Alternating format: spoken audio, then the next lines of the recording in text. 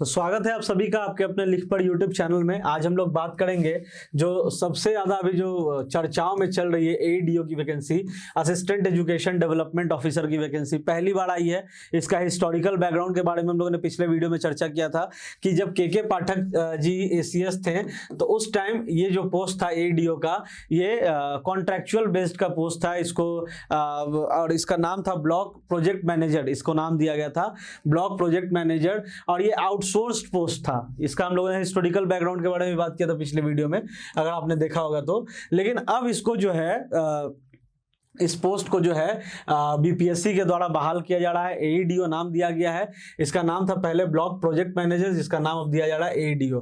तो इसमें एईडीओ में कुल कितने फॉर्म भरे गए हैं? 935 टोटल वैकेंसीज है और एग्जामिनेशन एक ही है। हालांकि एग्जामिनेशन एक है लेकिन इसको आसान बिल्कुल मत समझिए, क्योंकि फॉर्म बहुत ज़्यादा भरे जा रहे हैं और 300 क्वेश्चन पूछे जाएंगे। और आपका लैंग्वेज पेपर है, जनरल स्टडीज़ पेपर है, उसके अलावा आपका मैथमेटिक्स रीजनिंग का पेपर है, और जीएस जैसा बीपीएससी 71वीं में बीपीएससी ने दिखा दिया कि अपना रुबाब दिखा दिया कि किस हिसाब का पेपर हम लोग सेट कर सकते हैं। तो उसके आधार पे ये भी कहा जाना कोई गलती नहीं होगी कि एईडीओ में भी वैसा ही पेपर देखने को मिलेगा। फिर दूसरा चीज है कि क्या लागू होगा नॉर्मलाइजेशन, क्योंकि जितना नंबर ऑफ फॉर्म अभी तक बढ़ा जा चुका है उससे ऐसा तो नहीं लग रहा कि एक दिन में इसका एग्जाम संभवतः होने वाला है। आगे बात करेंगे हम लोग उसके बारे में। उसके बाद क्या है कि आपका 2-2 घंटे का 3 पेपर है ना। 2-2 घंटे का 3 पेपर मतलब अगर लगातार एक दिन में एग्जाम हो तो 6 घंटे का एग्जाम होगा, तो ये भी पॉसिबल नहीं है। 3 सब्जेक्ट का हो सकता है कि अलग अलग डेट्स पे अलग अलग टाइम्स पे एग्जाम लिया जाए। जैसा कि मैंने स्टार्टिंग में बताया कि लैंग्वेज पेपर है और आपका जीएस पेपर है और आपका मैथ्स रीजनिंग वाला जो पेपर है उसके बारे में बात करेंगे। तीनों पेपर अलग अलग दिन कराए जाएंगे, कराए जा सकते हैं। क्वेश्चन मार्क हमने दिया है, ऐसा कोई ऑफिशियल नोटिफिकेशन नहीं है, लेकिन ऐसा हो सकता है क्योंकि फॉर्म बहुत ज्यादा भरा गया है।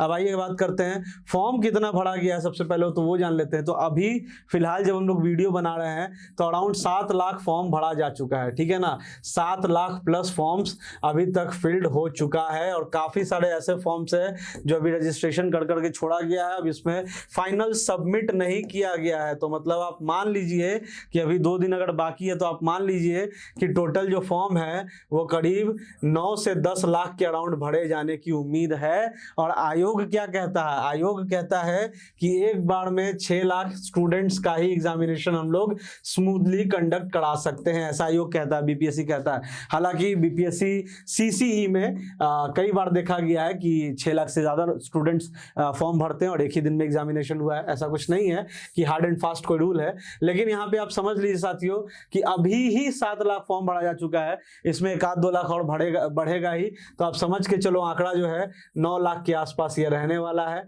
935 पोस्ट के लिए, ठीक है। अब बात करेंगे कि एग्जामिनेशन में क्या नॉर्मलाइजेशन लागू हो सकता है, क्या परसेंटाइल मेथड लागू हो सकता है। परसेंटाइल किस केस में होता है लागू? जब अलग अलग डेट्स अलग अलग हो, है ना, क्वेश्चंस अलग अलग हो, क्वेश्चंस के सीरीज अलग अलग हो, एग्जामिनेशन अलग अलग डेट्स पे हो, तो नॉर्मलाइजेशन जाहिर सी बात है लागू होता है। तो यहाँ पे भी उसकी उम्मीद लगाई जा रही है। टोटल पेपर्स कितने? 3 है, जैसा कि मैंने स्टार्टिंग में ही आपके साथ डिस्कस करा था कि 3 पेपर हैं। 300 ऑब्जेक्टिव क्वेश्चंस आएंगे, मतलब 100 क्वेश्चंस ईच रहेंगे, है ना। 100 क्वेश्चंस ईच पेपर में रहेंगे। 300 मार्क्स के रहेंगे, मतलब सब आपका 1-1 मार्क्स का रहेगा सारे क्वेश्चन। और 6 घंटा टाइम रहेगा, यानी कि 2-2 आवर्स हर इंडिविजुअल पेपर पे पर पेपर पे आपको दिया जाएगा, ठीक है। 6 घंटा। नेगेटिव मार्किंग 1/3 रहेगा। और सब्जेक्ट किस किस सब्जेक्ट का एग्जाम होगा? तो जनरल लैंग्वेज का होगा, जनरल स्टडीज का होगा, जनरल एप्टीट्यूड का होगा, है ना। जनरल लैंग्वेज जिसमें आपका लैंग्वेज पेपर है हिंदी तथा इंग्लिश, इसमें पूछा जाएगा, है ना। हिंदी इंग्लिश लैंग्वेज पेपर पूछा जाएगा। जनरल स्टडीज के बारे में अगर बता दे तो देखिए, जनरल स्टडीज 71वीं पीटी में बीपीएससी ने अपना दिखाया रूप रंग कि भैया हम लोग इस तरीके का भी पेपर सेट कर सकते हैं। तो it will be a tough nut for the students. GS paper will be the tough nut for the students. General aptitude किस तरीके का रहेगा इसके बारे में तो कोई आइडिया नहीं है। हालांकि इसमें मैथमेटिक्स रीजनिंग जो होंगे अभी आपके रेलवे के लेवल के रहेंगे, एसएससी के लेवल के रहेंगे, कि दरोगा में जैसा पूछा जाता है उस लेवल का रहेगा कि बीपीएससी का, ये गॉड नोज। लेकिन आपका यहाँ पे जनरल स्टडीज और जनरल लैंग्वेज का पेपर आपको जैसा मैंने बताया यहाँ पे।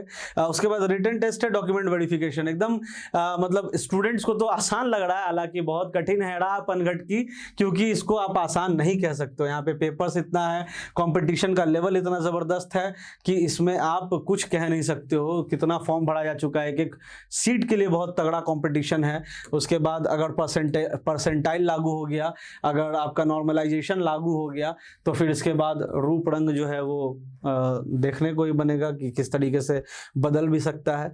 तो ऐसे कंटेंट, ऐसे अपडेट के लिए हमारे लिख पढ़ यूट्यूब चैनल को सब्सक्राइब कीजिए। कंटेंट पसंद आया तो वीडियो को लाइक कीजिए। Thank you.